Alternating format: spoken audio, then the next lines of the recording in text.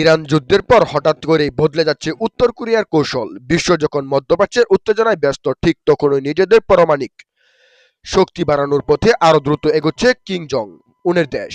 প্রশ্ন উঠেছে এখনই কি এই সিদ্ধান্ত, তবে কি যুক্তরাষ্ট্র চাপে ফেলতেই নতুন কোনো গোপন পরিকল্পনা করছে পিয়ং ইয়ং?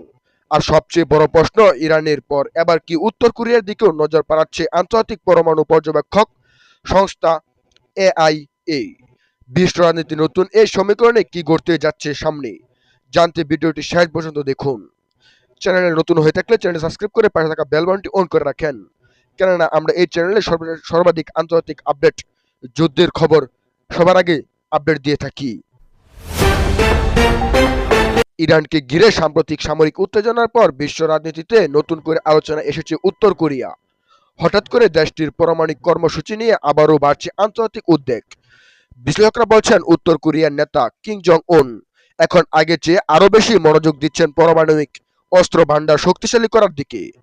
সম্প্রতি উত্তর কোরিয়ার রাষ্ট্রীয় সংবাদ মাধ্যমে প্রকাশিত কয়েকটি প্রতিবেদনে দেখা যায়, দেশটির সামরিক গবেষণা পর্যক্রম এবং ক্ষেপণাস্ত্র উন্নয়ন প্রকল্পে নতুন গতি এসেছে।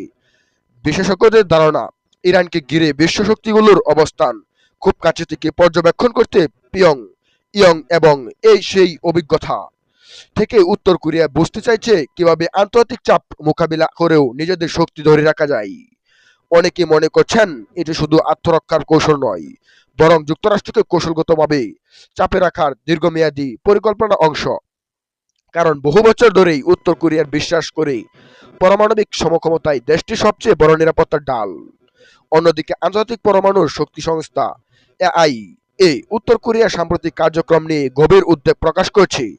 সংস্থাটি কয়েকজন পর্যবেক্ষক মনে করছেন, ইরানের পর এবার উত্তর কোরিয়ার গোপন পরমাণু স্থাপনার নিয়েও আন্তর্জাতিক নজরদারি বাড়তে পারে। যদিও উত্তর কোরিয়া বহু আগে আন্তর্জাতিক পরমাণু তদারকি থেকে নিজেদের দূরে সরিয়ে নিয়েছে, তবুও দেশটির প্রতিটি পদক্ষেপ এখন বিশ্ব রাজনীতিতে নতুন উত্তেজনার কারণ হয়ে উঠছে।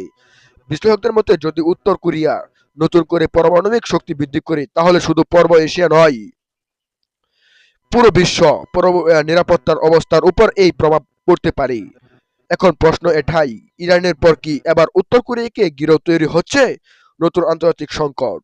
উত্তর কোরিয়ার এই নতুন পদক্ষেপ বিশ্ব রাজনীতিতে কতটা বড় পরিবর্তন আনে, সেটি এখন দেখার বিষয়।